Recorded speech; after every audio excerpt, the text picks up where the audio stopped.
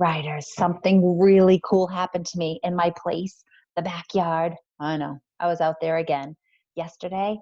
That when it happened, one of the very first things I thought to myself was, I could write a story about that. So let me show you my screen so I can tell you more about that.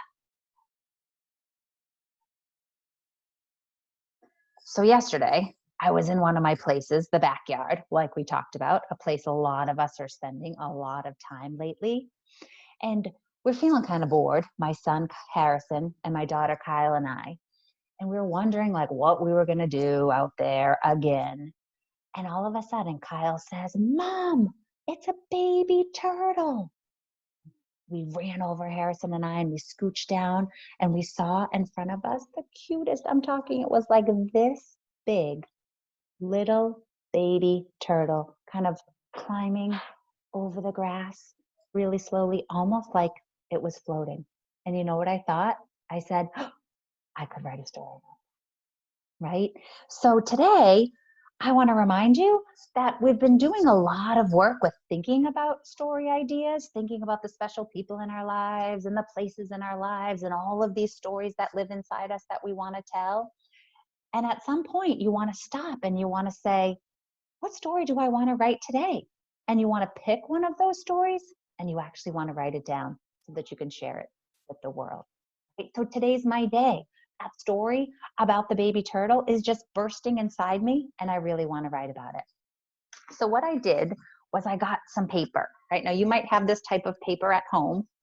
It's from it's lined paper from a notebook. It might look a little bit different from the one at school. And if you have some paper that we used at school, you could totally use that too, or you could just take a white piece of paper and draw a box. My box is a little messed up. But what I want you to do is get at least 3 sheets of paper. And on each piece of paper, I want you to draw a box for your picture. Now, I want you to be the boss of your own writing, and I want you to decide how big that box is. If you feel like you just want to do a little bit of an illustration and have a lot of lines for writing, then do that. If you want to have a bigger box for your illustration and just have a little bit of writing, you're in charge. Okay, so I want you to grab some paper, and if you need to pause the video, you can do that. Go get at least 3 sheets of paper, and on each piece of paper, make a box and come right back.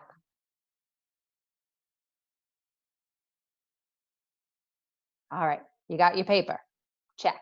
You've got at least 3 sheets. Check. You've got a box or a rectangle on each piece. Yes, or square, maybe. Awesome. So now that I have my idea, I have my story about the baby turtle that I want to tell. Remember, the very first thing I want to do before I just start writing it down is I want to touch and tell across the pages, right? So on page 1, I'm thinking this is the page where I want to like kind of create this feeling of like boredom, like, oh man, here we are in the backyard again. What are we going to do?